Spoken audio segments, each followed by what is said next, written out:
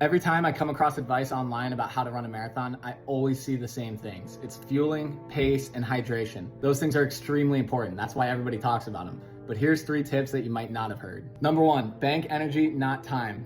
As runners, I feel like we're always doing math in our heads. It's like, if I can get to the halfway point in this amount of time, I'll have X amount of minutes left over at the end in case I crash and my pace falls off or something out of the blue happens. Having a pace goal is a very important part of a marathon. Sometimes I tend to hyper focus on it. And what I've been trying to do recently is focus on my perceived effort. How do I feel right now? At what point of the race are we at right now? Why do I feel that way? Going out the gate, balls to the wall, guns blazing for the first 3 miles, like 1 minute under your target pace. Why am I doing that? Focus on not bobbing and weaving through people in the beginning. It's a marathon. There's so much time to pass people. The field's gonna open up. You're gonna have your chance. Number 2, I'm not sure how obvious this one is. It was not obvious to me at first. Look up the course before you go and run it. Online, they have so much information about marathon courses, elevation maps, where each water station is, where the bathroom stations are. A lot of times it'll tell you the average temperature on that day. This stuff is very important information that you should take advantage of.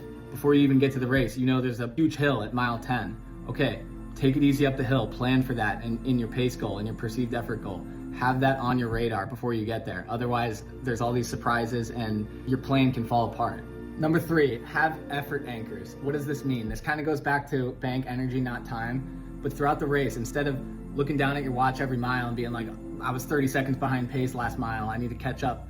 Rather than doing that, check in with yourself and how you feel. Something I did before my last marathon in Tucson, I wrote down on a piece of paper, like by every mile, how I wanted to feel, how I was anticipating feeling, what I should do if I didn't feel that way.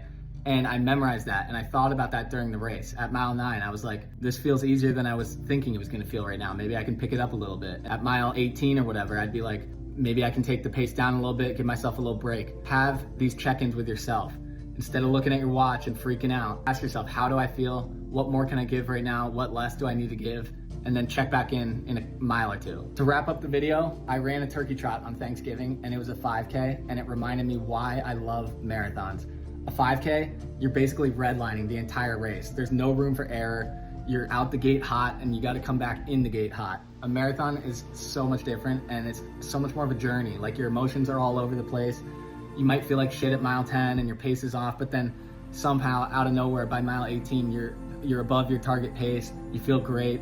And that's what I love about the marathon. So trust yourself, trust your training, and all the other stuff will fall in line.